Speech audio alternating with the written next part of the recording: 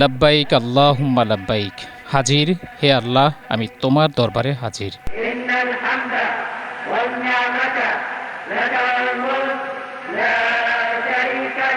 হে আল্লাহ, আমি হাজির, তোমার কোনো শরিক নেই। সব প্রশংসা ও নিয়ামত শুধু তোমারই, সব সাম্রাজ্য তোমার। এভাবেই লাখো হজযাত্রীর লাব্বাইক ধ্বনিতে মুখরিত হয় সৌদি আরবের পবিত্র মক্কার আরাফার ময়দান। জিলহজ মাসের নবম দিন ফজরের নামাজের পর থেকেই হজযাত্রীরা আরাফাতের ময়দানে আসতে শুরু করেন। সূর্যাস্ত পর্যন্ত এই পবিত্র স্থানের নির্ধারিত সীমানার মধ্যে থেকে তারা পুরো দিনটি ইবাদতবন্দেগী, পবিত্র কুরআন তেলাওয়াত, আল্লাহর জিকির আজকার ও কান্নাকাটি ও দোয়ার মধ্য দিয়ে কাটান। এদিন মসজিদের নামিরায় হজের খুতবা পাঠ করেন শায়খ আলী আল হুজাইফি। এই খুতবা বাংলা ও চট্টগ্রামের আঞ্চলিক ভাষাসহ মোট ৫৫টি ভাষায় অনুবাদ করা হয়। শায়খ আলী আল হুজাইফি তার খুতবায় বলেন, ইসলামের ৫টি মৌলিক বিধান থাকলেও সবকিছুর ওপরে মূল ভিত্তি হল তাওহীদ বা একত্ববাদ।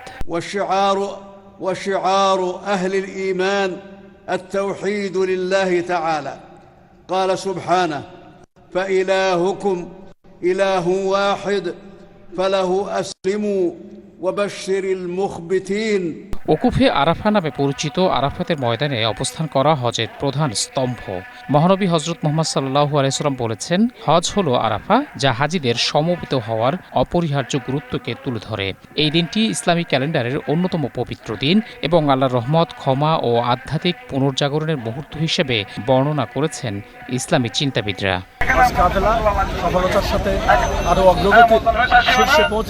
এবছর ৭৯,০০০ বাংলাদেশি সহ ১৫,১৮,১৫৩ জন মুসলিম হজব্রত পালন করছেন। মহান আল্লাহর নৈকট্য অর্জনের লক্ষ্যে সেলাইবিহীন ২ টুকরো শুভ্র সাদা ইহরামের কাপড় বেঁধে হজ পালন করছেন তারা। ৮ই জিলহজ থেকে হজের মূল আনুষ্ঠানিকতা শুরু হয়। আল্লাহর মেহমানদের এই ঐতিহাসিক কাফেলাকে নিশ্ছিদ্র নিরাপত্তার চাদরে ঢেকে রেখেছে সৌদি আরবের আইনশৃঙ্খলা বাহিনী।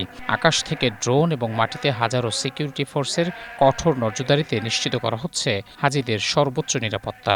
পরিশ্রমটা শুধু আল্লাহর হুকুমকে পালন করার জন্য, আল্লাহ তাআলা ফরজ করেছে হজকে, সেই হজ পালন করার জন্য আমরা আসছি, যাতে এটা সুন্দরভাবে পালন করতে পারি, সেজন্য আল্লাহ রাব্বুল আলামিনের কাছে দোয়া করা। হজের বিধান অনুযায়ী সূর্যাস্তের পর হাজিরা চলে যাবেন মুজদালিফায় এবং রাত্রি সেখানেই খোলা আকাশের নিচে যাপন করবেন এবং সেখান থেকে পাথর সংগ্রহ করে ১০ই জিলহজ সকালে মুজদালিফা থেকে হাজিরা আবার মিনায় ফিরবেন। সেখানে শয়তানকে লক্ষ্য করে পাথর নিক্ষেপ এবং কোরবানির পশু জবাই করবেন।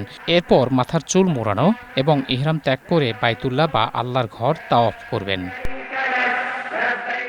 মহসিন কবির, এশিয়া পোস্ট।